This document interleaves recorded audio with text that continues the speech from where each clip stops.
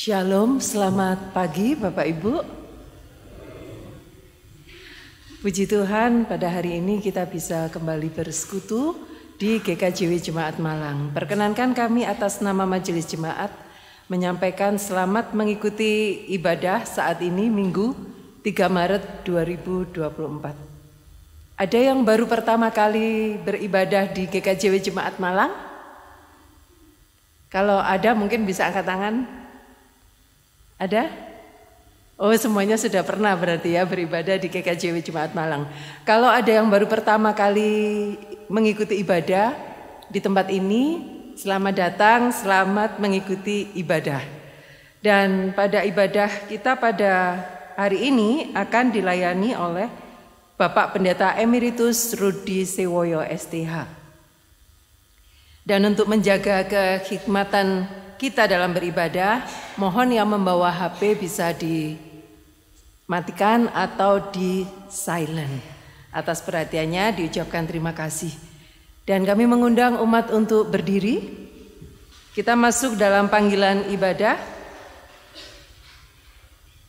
Saudara-saudara yang terkasih, marilah kita datang menghadap Tuhan dengan hati yang penuh sukacita dan menghampiri tahtanya untuk memuliakan namanya dengan hati yang tulus. Mari kita memuji nama Tuhan dengan menyanyikan Kidung Jemaat 3, bait yang ketiga dan keempat. Kami puji dengan riang.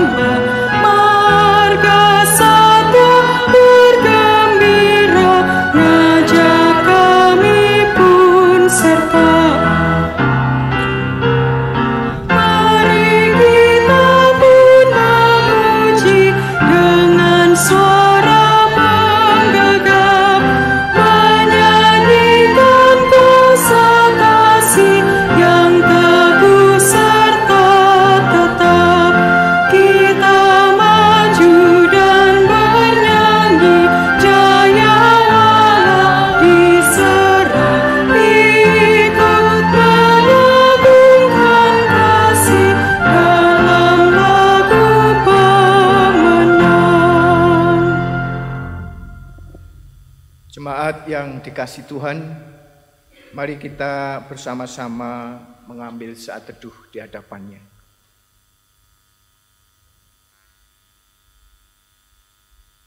Pertolongan dan keselamatan kita datangnya dari Tuhan Allah yang menciptakan alam semesta dengan segala isinya, yang tidak pernah meninggalkan pekerjaan tangannya, dan yang kekal kasih setianya. Anugerah dan damai sejahtera dari Allah Bapa kita dan dari Tuhan kita Yesus Kristus selalu ada dalam kehidupan saudara-saudara. Amin. Dipersilahkan duduk.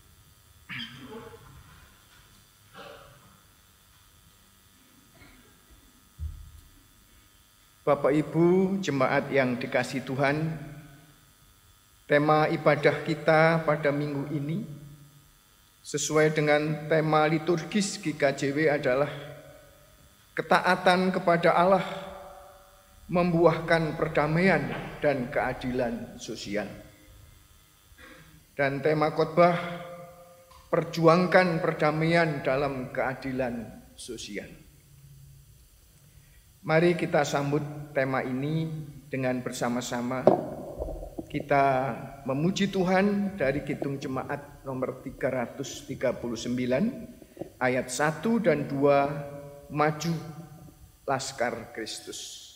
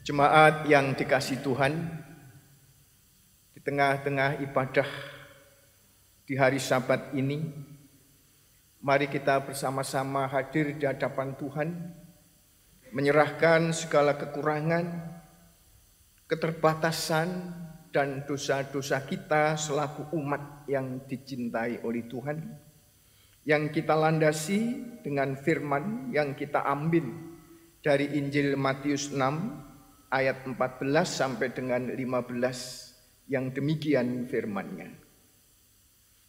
Karena jikalau kamu mengampuni kesalahan orang, Bapamu yang di surga akan mengampuni kamu juga.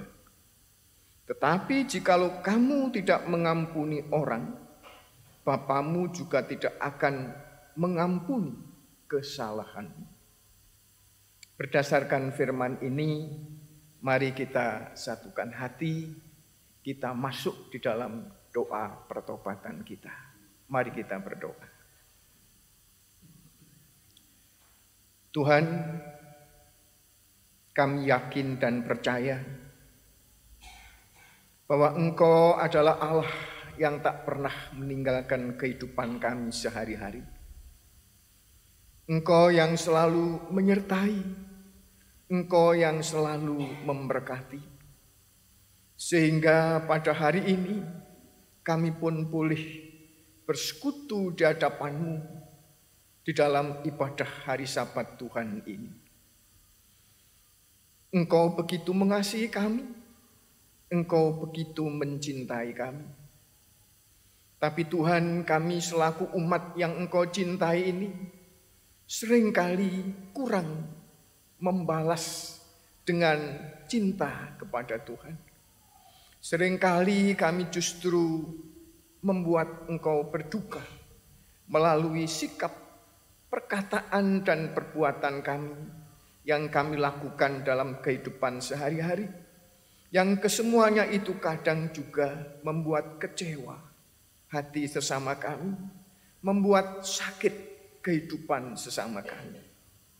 Oleh karena itu Tuhan, pada saat ini kami bersama-sama hadir di hadapan Tuhan. Kami memohon Tuhan sendiri yang hadir, mengasihi dan mengampuni kami. Kami yakin dan percaya Engkau mendengar doa kami, Engkau mendengar permohonan kami, dan Engkau mengampuni kami di dalam diri Tuhan kami, Yesus Kristus. Karena hanya dengan pengampunan-Mu itulah Tuhan, kami layak disebut sebagai umat-Mu.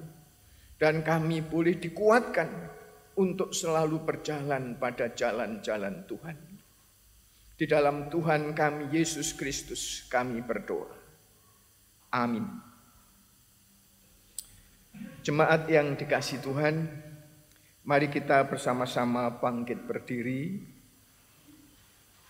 Kita menerima berita anugerah, berita tentang pengampunan Tuhan, sekaligus petunjuk hidup baru bagi kita semua, yang kita ambil dari surat Efesus 4, ayat 31 sampai dengan 32, yang demikian firman-Nya. Segala kepahitan, kegeraman, kemarahan, pertikaian dan fitnah hendaklah dibuang dari antara kamu. Demikian pula segala kejahatan. Tetapi hendaklah kamu ramah seorang terhadap yang lain, penuh kasih mesra dan saling mengampuni, sebagaimana Allah di dalam Kristus telah mengampuni kamu. Mari kita sambut dengan sukacita berita pengampunan dan petunjuk hidup baru ini dengan kita bersama-sama memuji Tuhan. Tuhan sampai berapa kali?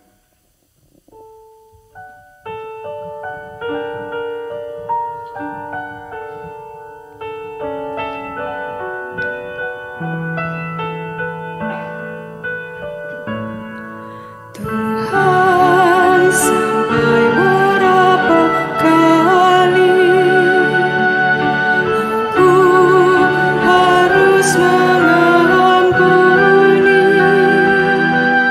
engkau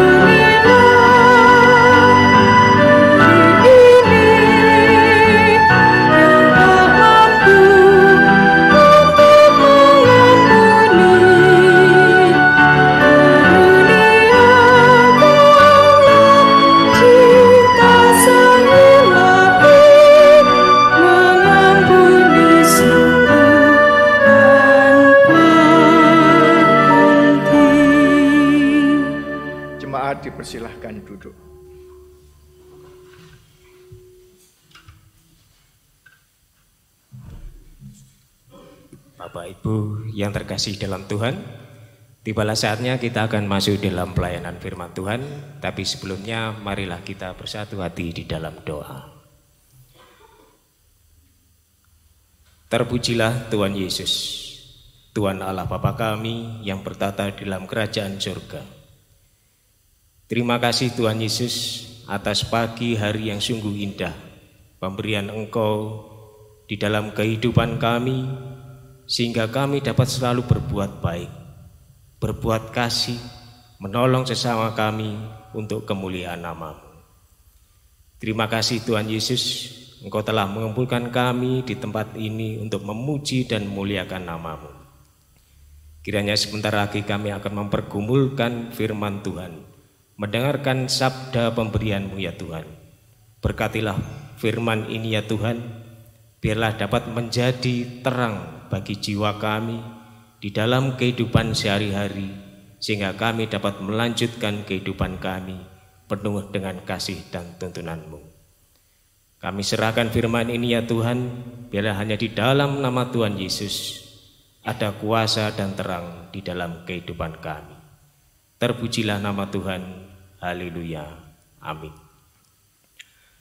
Sebelum kita membaca ayat firman Tuhan, kita akan angkat sebuah pujian dari pelengkap Kidung Jemaat nomor 15. Kusiapkan hatiku Tuhan.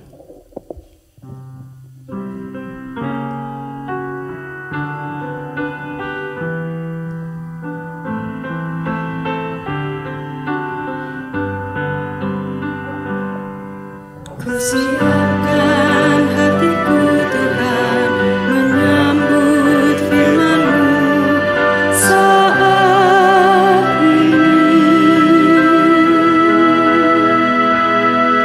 Aku sujud menyembah Engkau dalam hadirat-Mu saat ini. Curahkanlah pengurapan-Mu kepada umat-Mu saat ini. Kusiapkan hatiku Tuhan, mendengar firman-Mu. Firman-Mu Tuhan, tiada berubah. Sejak semulanya dan selama-lamanya tiada berubah.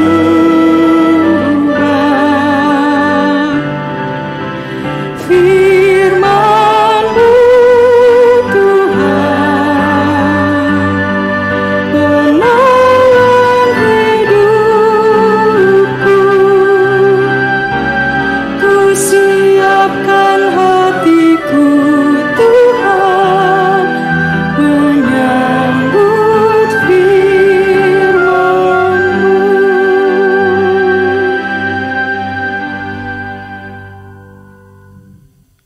Pembacaan ayat Alkitab yang pertama diambil dari Keluaran 20 pasal yang ke-1,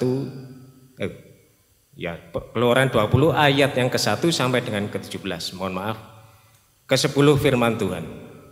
Kami ulangi, diambil dari Keluaran pasal 20 ayat pertama sampai dengan ke-17. Ke-10 firman. Yang demikian bunyi kesaksian firman Tuhan. Lalu Allah mengucapkan segala firman ini, Akulah Tuhan Allahmu yang membawa engkau keluar dari tanah Mesir dan tempat perbudakan. Jangan ada padamu Allah lain di hadapanku. Jangan membuat bagimu patung yang menyerupai apapun yang ada di langit di atas, atau yang ada di bumi di bawah, atau yang ada di dalam air di bawah bumi. Jangan sujud menyembah kepadanya atau beribadah kepadanya, sebab Aku, Tuhan Allahmu adalah Allah yang cemburu, yang membalaskan kesalahan bapa kepada anak-anaknya, kepada keturunan yang ketiga dan keempat dari orang-orang yang membenci aku. Tetapi aku menunjukkan kasih setia kepada beribu-ribu orang, yaitu mereka yang mengasihi aku dan yang berpegang pada perintah-perintahku.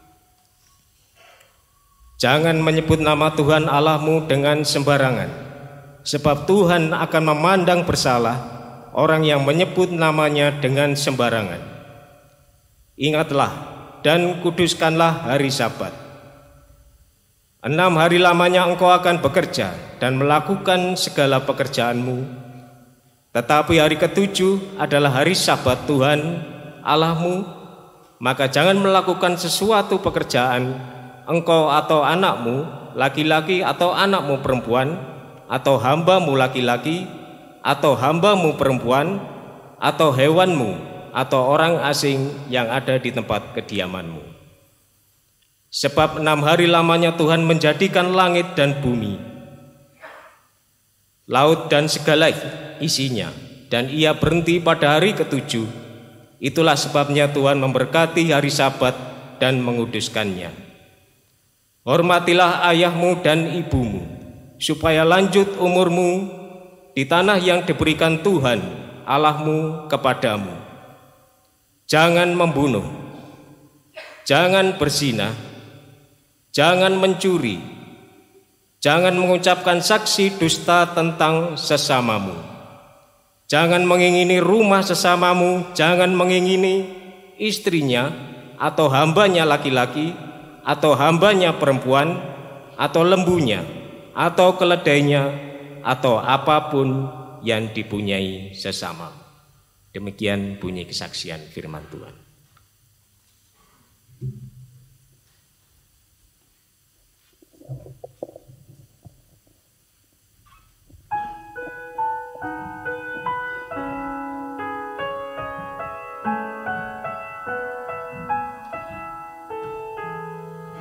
Taurat Tuhan itu sempurna, menyegarkan jiwa.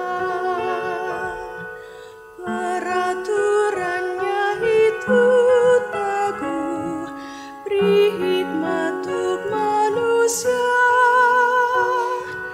Titah Tuhan itu tepat, menyukakan hati. Perintah Tuhan itu murni, buat mata bercahaya. Taurat Tuhan sempurna, menyegarkan jiwa. Peraturannya itu teguh, beri hikmat untuk manusia. Titah Tuhan itu tepat, menyukakan hati. Perintah Tuhan itu murni, buat mata bercahaya. Langit ceritakan Allah yang mulia, cakrawala memberitakan. Hari teruskan berita ke hari, dan malam pun menyampaikan. Tiada berita dan tiada kata, suara mereka tak terdengar. Gemanya terpancar seluruh dunia, dan sampai ke ujung bumi. Taurat Tuhan itu sempurna, menyegarkan jiwa. Peraturannya itu teguh, beri hikmat untuk manusia. Titah Tuhan itu tepat, menyukakan hati. Perintah Tuhan itu murni,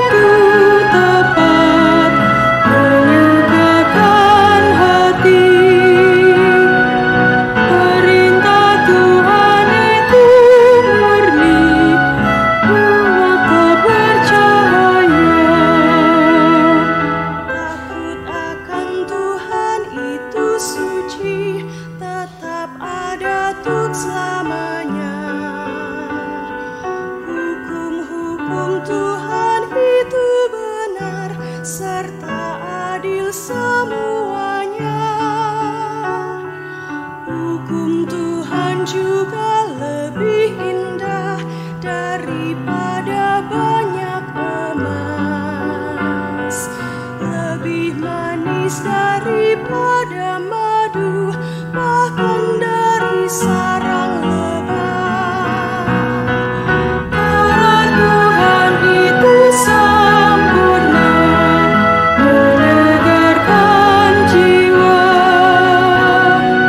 Peraturannya itu teguh, hikmat untuk manusia. Titah Tuhan itu tepat, menyukakan hati. Perintah Tuhan itu murni, buat mata bercahaya. Tuhan mengingatkan hamba-Nya yang taat, upahnya besar. Siapa yang tahu kesesatan, bebaskanlah aku. Bebaskanku dari yang tak ku tahu, lindungilah hamba-Mu. Terhadap orang yang kurang ajar, jangan mereka kuasaiku. Taurat Tuhan itu sempurna, menyegarkan jiwa. Peraturannya itu teguh, hikmat untuk manusia. Titah Tuhan itu tepat, menyukakan hati. Perintah Tuhan itu murni, buat mata bercahaya. Maka ku menjadi tak bercela, bebas dari pelanggaran. Mudah-mudahan engkau berkenan akan ucapan mulutku. Mudah-mudahan engkau berkenan akan renungan hatiku. Ya Tuhan gunung batuku, ya Tuhan penebusku. Taurat Tuhan itu sempurna, menyegarkan jiwa. Peraturannya itu teguh, hikmat untuk manusia. Titah Tuhan itu tepat, menyukakan hati. Perintah Tuhan itu murni, buat mata bercahaya.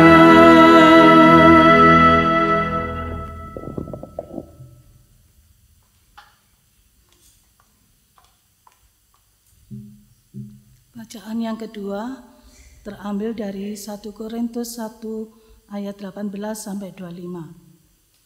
1 Korintus 1 ayat 18 sampai 25. Hikmat Allah dan hikmat manusia. Sebab pemberitaan tentang salib memang adalah kebodohan bagi mereka yang akan binasa. Tetapi bagi kita yang diselamatkan, pemberitaan itu adalah kekuatan Allah. Karena ada tertulis, aku akan membinasakan hikmat orang-orang berhikmat dan kearifan orang-orang bijak akan kulenyapkan. Di manakah orang yang berhikmat? Di manakah ahli Taurat? Di manakah pembantah dari dunia ini?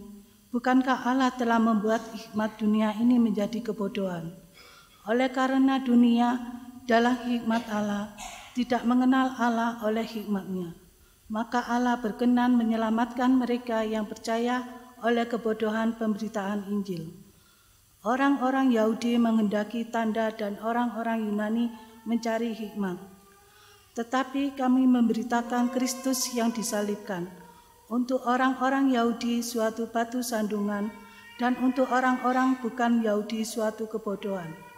Tetapi untuk mereka yang dipanggil, baik orang Yahudi maupun orang bukan Yahudi, Kristus adalah kekuatan Allah dan hikmat Allah. Sebab yang bodoh dari Allah lebih besar hikmatnya daripada manusia, dan yang lemah dari Allah lebih kuat daripada manusia. Demikianlah firman Tuhan.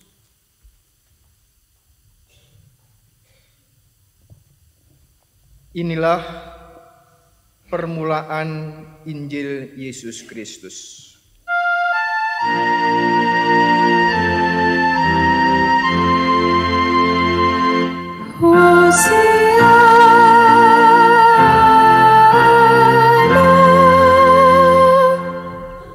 Jemaat dipersilahkan berdiri. Injil akan kita baca dari Yohanes 2 ayat 13 sampai dengan 22 yang demikian firman-Nya. Ketika hari raya Paskah, orang Yahudi sudah dekat. Yesus berangkat ke Yerusalem. Dalam bait suci didapatinya pedagang-pedagang lembu, kambing, domba, dan merpati, dan penukar-penukar uang duduk di situ. Ia membuat cambuk dari tali, lalu mengusir mereka semua dari bait suci dengan semua kambing, domba, dan lembu mereka. Uang penukar-penukar dihamburkannya ke tanah, dan meja-meja mereka dibalikkannya. Kepada pedagang-pedagang merpati ia berkata, "Ambil semuanya ini dari sini. Jangan kamu membuat rumah Bapakku menjadi tempat berjualan." Maka teringatlah murid-muridnya bahwa ada tertulis, "Cinta untuk rumahmu menghanguskan aku." Orang-orang Yahudi menantang Yesus, katanya, "Tanda apakah dapat engkau tunjukkan kepada kami bahwa engkau berhak bertindak demikian?" Jawab Yesus kepada mereka, "Rombak bait Allah ini, dan dalam 3 hari aku akan mendirikannya kembali." Lalu kata orang-orang Yahudi kepadanya, 46 tahun orang mendirikan bait Allah ini, dan engkau dapat membangunnya dalam 3 hari. Tetapi yang dimaksudkannya dengan bait Allah ialah tubuhnya sendiri. Kemudian sesudah ia bangkit dari antara orang mati, barulah teringat oleh murid-muridnya bahwa hal itu telah dikatakannya. Dan mereka pun percayalah akan kitab suci dan akan perkataan yang telah diucapkan Yesus. Dan sementara ia di Yerusalem selama hari raya Paskah, banyak orang percaya dalam namanya karena mereka telah melihat tanda-tanda yang diadakannya. Tetapi Yesus sendiri tidak mempercayakan dirinya kepada mereka karena ia mengenal mereka semua. Dan karena tidak perlu seorang pun memberi kesaksian kepadanya tentang manusia, sebab ia tahu apa yang ada di dalam hati manusia. Sampai di sini pembacaan firman Tuhan. Yang berbahagia adalah orang-orang yang memelihara dalam hatinya setiap firman Tuhan dan melakukannya dalam kehidupan sehari-hari. Amin.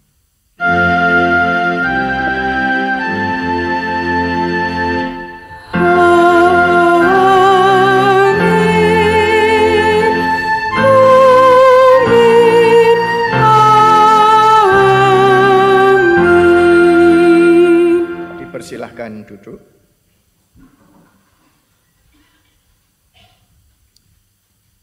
Jemaat yang dikasihi Tuhan, cerita atau kisah tentang Tuhan Yesus yang marah dan mengusir para pedagang di bait Allah yang menjual hewan-hewan kurban,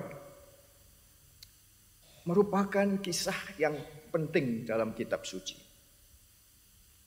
Sehingga kisah ini dimuat di 4 Injil, baik Markus, Matius, Lukas maupun Yohanes sendiri. Hanya saja Injil Yohanes mengambil sikap yang berbeda dibanding Injil-Injil yang lain di dalam memaknai cerita ini. Kalau Injil-Injil yang lain yang menjadi sasaran tembak itu adalah keserakahan para pelayan-pelayan di bait suci. Di mana karena keserakahan mereka, bait Allah yang mestinya menjadi titik pertemuan antara umat dan Allahnya justru menjadi penghalang pertemuan sebagian besar umat dan Allahnya. Ceritanya demikian. Umat Israel pada waktu itu, lebih-lebih di hari raya Paskah, seperti yang diceritakan, pasti ingin pergi ke bait Allah. Jangankan yang di dalam negeri, di luar negeri pun berbondong-bondong ingin ke bait suci. Dan tentu waktu ke bait suci mereka harus membawa korban, hewan korban. Untuk dikorbankan, dipersembahkan. Karena melalui itulah mereka berjumpa dengan Tuhannya. Mereka memperoleh pengampunan dosanya. Mereka mendapatkan keselamatannya. Tapi sayangnya, seringkali hewan-hewan korban itu harus dibeli di bait Allah. Di warung-warung bait Allah. Apa tidak boleh dari luar? Boleh.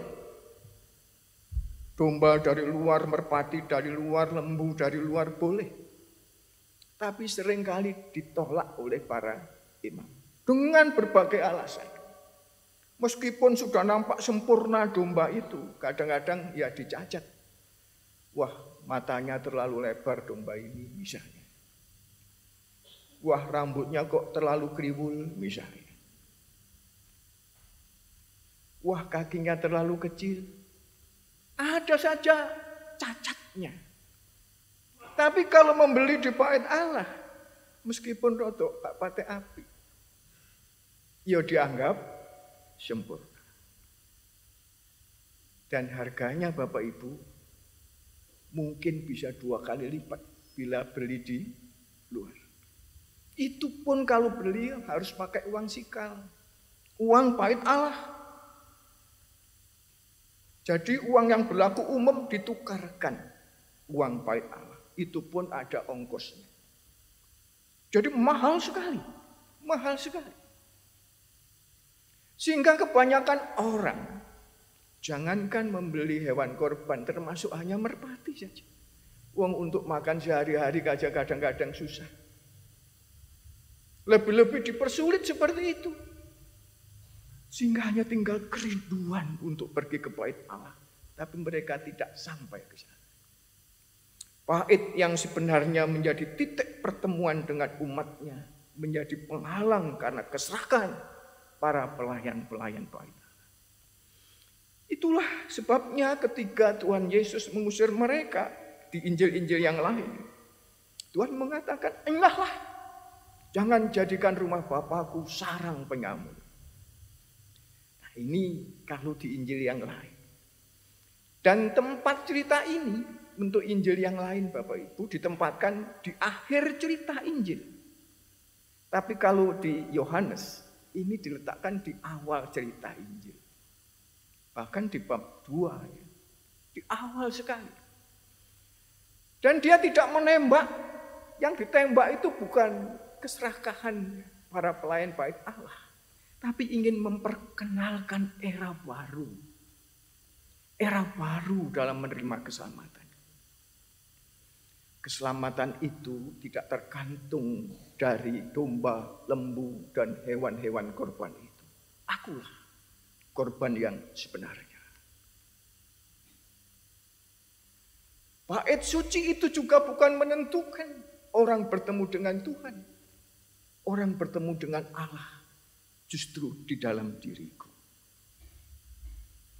Oleh karena itu ketika dia mengusir para pedagang ini, dia tidak mengatakan, enyahlah, jangan jadikan sarang penyamun, tapi jangan jadikan pasar. Artinya perdagangan domba tidak perlu lagi. Akulah korban yang sebenarnya. Dan korban itu akan nyata di dalam penderitaan, di dalam kematian dan kebangkitannya. Oleh karena itu ketika dia ditantang oleh orang Yahudi, apa tanda-tandanya? Dia mengatakan, hancurkan bait Allah. Dalam 3 hari aku akan membangunnya. Dan bait Allah itu sebenarnya adalah dirinya sendiri. Itulah era baru di dalam memperoleh keselamatan. Asalkan engkau percaya kepada Allah, percaya engkau sudah ditebus melalui karya Yesus dalam penderitaan, kematian, dan kebangkitannya, engkau selamat. Hanya saja Bapak Ibu, kata percaya di sini bukan percaya yang pasif, tapi suatu yang aktif. Tidak hanya punya relasi dengan yang di atas, tapi juga relasi dengan sesama. Tidak seperti yang dipraktekkan oleh para imam di bait Allah. Dia memang percaya. Dia memang yakin. Dia beribadah. Tapi dia melupakan sesamanya. Bahkan melalui tingkahnya bisa menyakiti, bahkan menghalangi banyak orang sampai kepada Allah. Tapi iman yang diperkenalkan Tuhan di sini justru menunjuk pada kitab Ulangan. Maaf, kitab Keluaran seperti yang kita baca tadi di hukum 10 hukum tadi. Bahwa iman itu selalu ada relasi dengan Allah, tapi juga ada relasi dengan sesama. Jadi kalau kita perhatikan di 10 hukum tadi kan ditata. Bagaimana relasi dengan Allah, bagaimana relasi dengan sesama. Itu satu paket yang tidak bisa dipisah-pisah. Relasi dengan Allah misalnya dikatakan, jangan engkau menyembah Allah lain. Misalnya kan salah satu. Akulah satu-satunya Allah yang harus engkau sembah. Dan itu tidak bisa ditawar-tawar. Apa boleh Tuhan, aku percaya engkau dan sedikit percaya yang lain, tidak boleh. Apa boleh Tuhan, saya percaya engkau, ya rodok percaya mbek dino apik ke apik. Yo gak patek entuk. Karena banyak juga orang percaya Bapak Ibu, mungkin tidak di sini ya. Arepe ngawinno anake wae. Mau mantu. Ndolek dino iku angele setengah mati. Wis ketemu, wah iki dino Senin Kliwon pas iki. Tibake pihak rono, gak iso niki geblake mbae wedok. Dino Selasa geblake mbae kaku. Dino Rebo geblake pamani, lah lek geblak kabeh. Gak sida dadi manten. Niku contoh. Yang kedua misalnya, dalam relasinya dengan Tuhan. 6 hari engkau bekerja, kata Tuhan kan begitu. Sehari saja pada hari Sabat engkau beribadah kepada-Nya. Itu dulu sehari. Sekarang sak jam. Ya mundur-mundur titik sak jam setengah. 1 minggu itu 168 jam. 167 jam wis terserah, kowe jungkir walik terserah. Kowe nyambut gawe terserah, ngeluh terserah, vertigo terserah. Sak jam wae kangge Gusti Allah dalam 1 minggu. Beribadah. Sebenarnya ini tidak boleh ditawar-tawar, ya itu yang harus dilakukan. Tapi kadang-kadang alasannya yo macam-macam. Di GKJ Jemaat Malang ini ada 400 kakak lebih. Tapi kehadirannya separuh lebih didik. Nah yang lain itu nangdi. Lalu dikunjungi kadang-kadang vertigo. Lu aneh vertigo kok mesti dino? Kok yo pinter vertigo ini? Ya masih banyak lah kita baca sendiri bagaimana kita diatur relasi kita dengan Tuhan. Yang harusnya itu kita lakukan. Kalau kita mengatakan aku percaya kepada Dia. Apakah itu cukup? Belum. Itu praktek para imam. Tapi yang selanjutnya kalau kita baca di hukum itu adalah relasi dengan sesama. Hormati ayah ibumu. Jangan mengingini milik sesamamu. Jangan mencuri, jangan berzinah, jangan macam-macam. Dan tak perlu saya uraikan satu-satu, sudah clear semua. Dan intinya oleh Tuhan Yesus, kalau dalam perjanjian baru kan hanya diperas menjadi 2. Kasihlah Allahmu dan kasihlah sesamamu. Satu paket. Sebuah kebohongan jika kita mengatakan, aku mencintai Allah. Tapi aku tidak mencintai sesama. Sebuah kebohongan jika kita mengatakan, aku percaya kepada Allah. Bahkan tidak hanya hari Sabat, aku beribadah. Senin, Selasa, Rebo, Kamis beribadah. Tapi sikap kita dengan sesama penuh ketidakadilan. Sering kita membuat kecewa. Sering kita membuat sedih. Sering kita mengorbankan kehidupan sesama. Semua adalah kebohongan. Tak ada artinya apa-apa. Oleh karena itu suatu saat tertentu Tuhan Yesus mengajar murid-murid. Jika engkau akan mempersembahkan persembahan kepada Tuhan. Tentu dalam ibadah. Dan dalam hatimu ada rasa mengganjal dengan sesama. Entah kau merasa bersalah, entah macam-macam. Tinggalkan semua itu. Selesaikan dulu urusanmu dengan sesama. Baru beribadah dan persembahkan persembahan. Itulah iman. Itulah jalan keselamatan. Itulah jalan kita berjumpa dengan Tuhan. Amin. Kita mengambil saat teduh sejenak di hadapan Tuhan.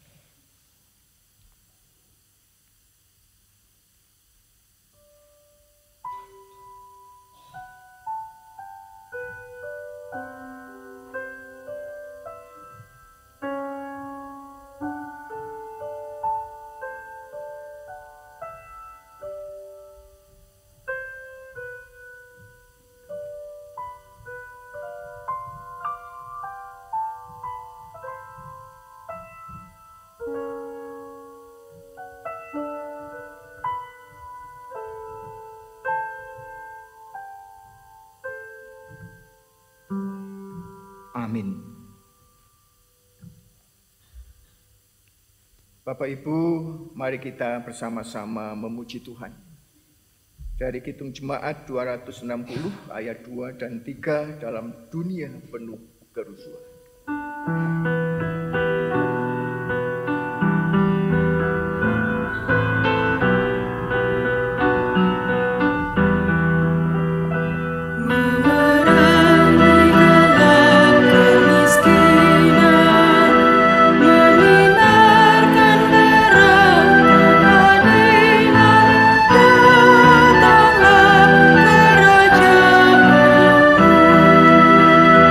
Di lautan di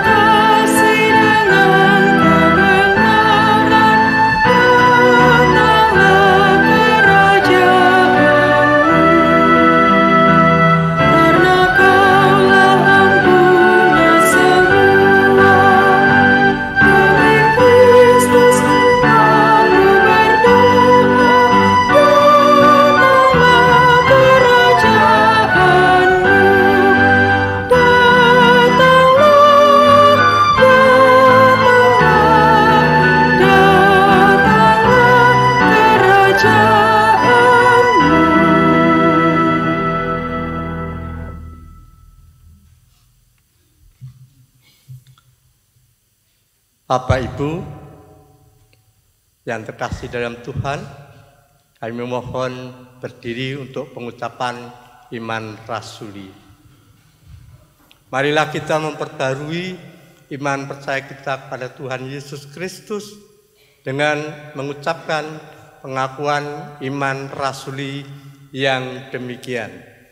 Aku percaya kepada Allah, Bapa yang Maha Kuasa, Khalik langit dan bumi, dan kepada Yesus Kristus, Anak yang tunggal Tuhan kita, yang dikandung daripada Roh Kudus, lahir dari anak darah Maria, yang menderita di bawah pemerintahan Pontius Pilatus, disalibkan, mati dan dikuburkan, turun ke dalam kerajaan maut. Pada hari yang ketiga, bangkit pula dari antara orang mati, naik surga, duduk di sebelah kanan Allah Bapa yang Maha Kuasa, dan akan datang dari sana untuk menghakimi orang yang hidup dan yang mati. Aku percaya kepada Roh Kudus, gereja yang kudus dan am, persekutuan orang kudus, pengampunan dosa, kebangkitan daging, dan hidup yang kekal. Amin. Silakan duduk kembali.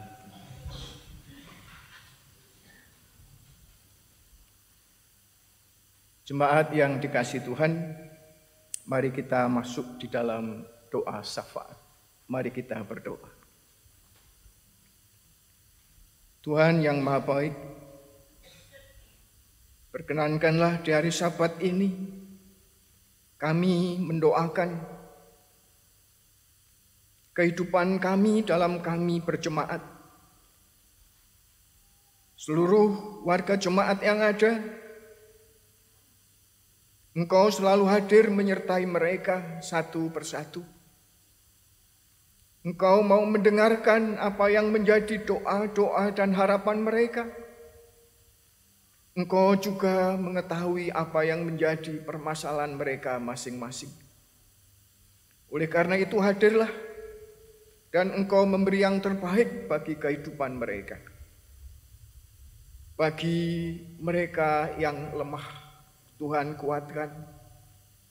Bagi mereka yang putus asa, Tuhan selalu memberi harapan. Bagi mereka yang sakit, Engkau memberi kesembuhan.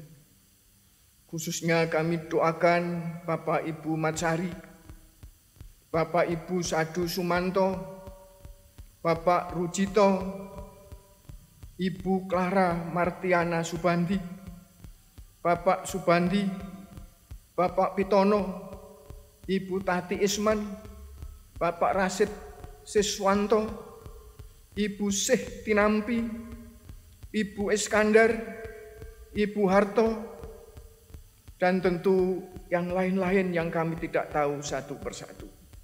Hadirlah, sembuhkan mereka. Kami juga doakan anak-anak jemaat dari balita sampai pemuda-pemudi jemaat. Engkau selalu hadir menyertai mereka dalam perjalanan mereka meraih masa depan mereka masing-masing. Engkau hadir, Engkau membimbing sehingga anak-anak kami ini benar-benar menjadi anak-anak yang berguna bagi dirinya, bagi Tuhan, bagi bangsa, bagi keluarga dan gerejanya. Tuhan, tak lupa kami juga doakan warga Adioswo dengan keterbatasan fisiknya. Engkau selalu hadir memberi semangat, harapan, sehingga mereka selalu merasakan kehadiran-Mu dalam kehidupannya, dan mereka selalu dikuatkan dan memuliakan nama Tuhan. Tuhan, tak lupa kami juga berdoa bagi para pelayan, pendeta jemaat, penatua diaken, pengurus di komisi, di kelompok, juga yang terlibat di tempat-tempat yang lain, entah itu sebagai organis, pianis, pemandu puji, multimedia.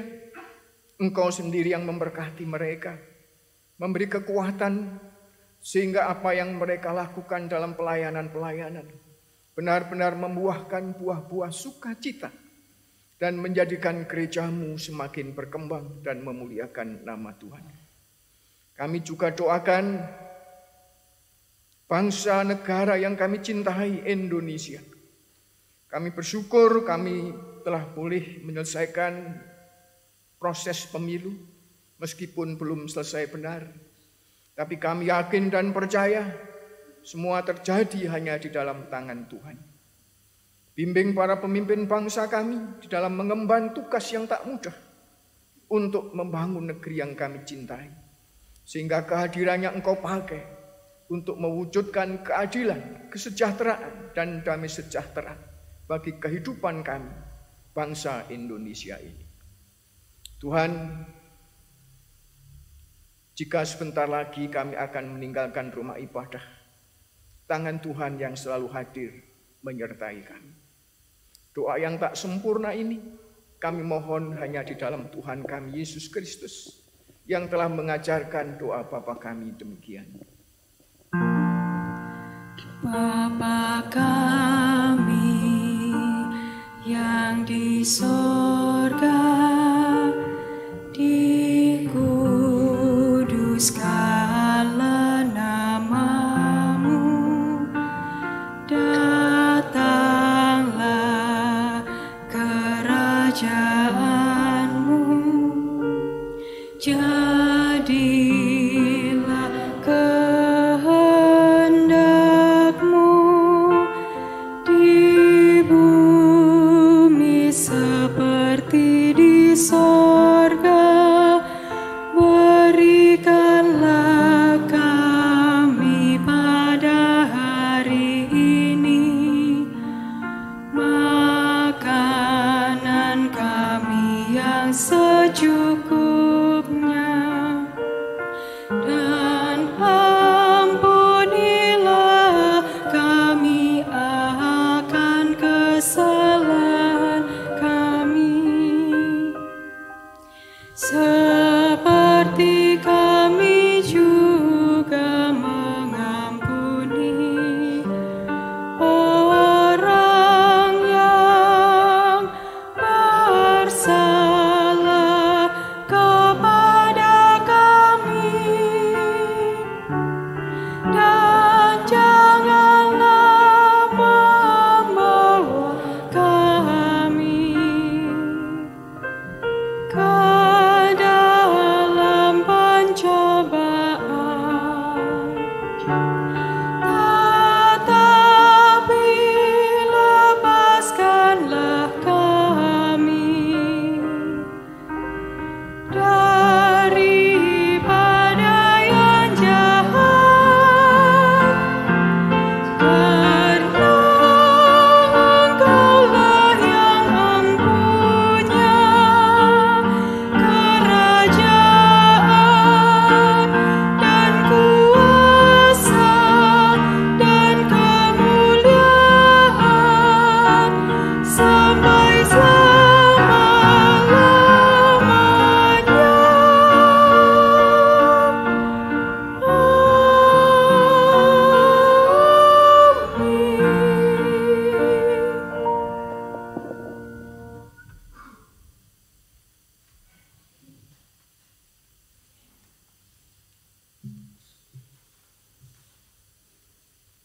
Kita masuk pada ucapan syukur.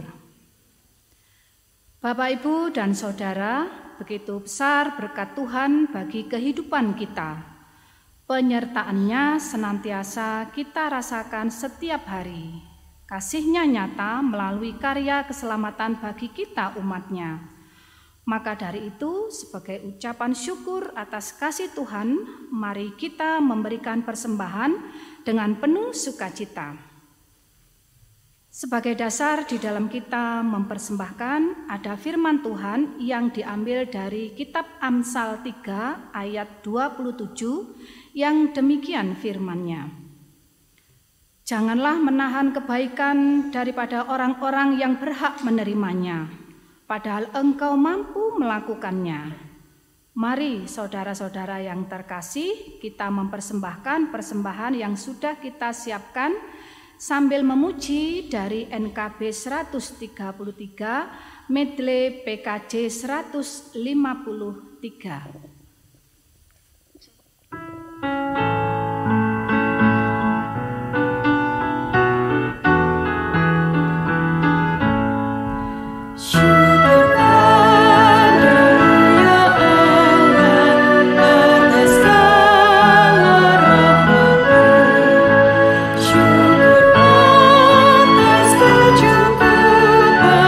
Dari kasih-Mu penuh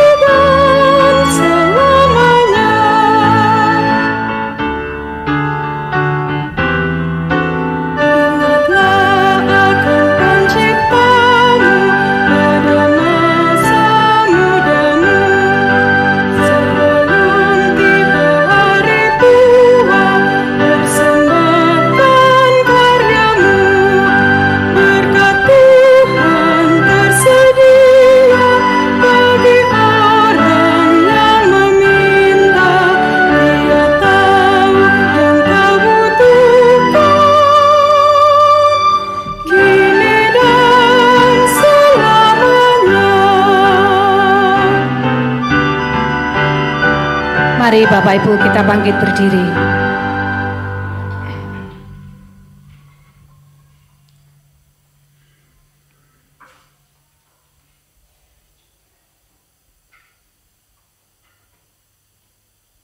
Kita berdoa. Tuhan Allah Bapa kami yang kami puji dan kami sembah di dalam Tuhan Yesus Kristus. Kami mengucap syukur dan berterima kasih karena di tengah-tengah kesibukan dan aktivitas kami, Tuhan mengiring dan memelihara hidup kami. Bahkan mungkin saat kami putus asa dan lemah iman kami, Tuhan menopang dan menguatkan kami. Seperti yang terjadi dan kami rasakan saat ini melalui firman Tuhan yang baru saja kami terima, Tuhan melawat dan menyapa kami sehingga kami boleh kuat dan segar kembali karena kasih dan setia Tuhan. Terima kasih Tuhan. Dan sebagai rasa syukur kami menghaturkan persembahan kepada Tuhan. Terimalah ya Tuhan, berkatilah dan kuduskanlah persembahan kami ini agar dapat menjadi sarana terwujudnya kerajaan Tuhan di dunia, terkhusus di GKJW Jemaat Malang ini. Berkatilah pula setiap pribadi yang terlibat menata dan mengelola persembahan kami dengan roh hikmat dan kebijaksanaan dan takut akan Tuhan. Demikian Tuhan ungkapan syukur dan doa kami. Haleluya. Amin.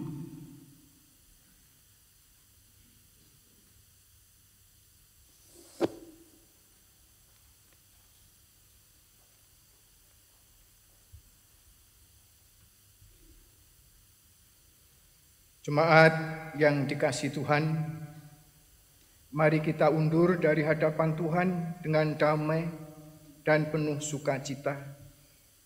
Kita jalani hidup kita sehari-hari dengan penuh ucapan syukur.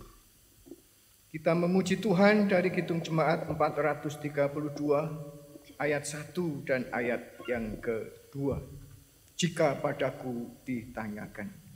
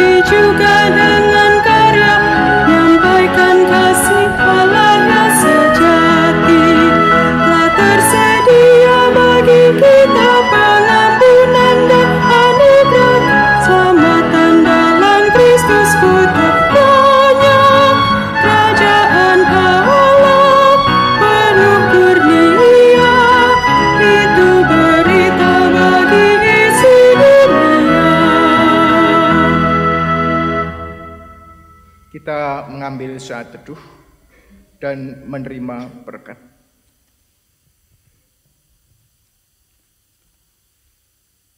Allah, sumber segala anugerah, Tuhan Yesus sumber segala kasih karunia, dan Roh Kudus sumber segala penghiburan, senantiasa menyertai, memberkati saudara-saudara saat ini sampai selama-lamanya.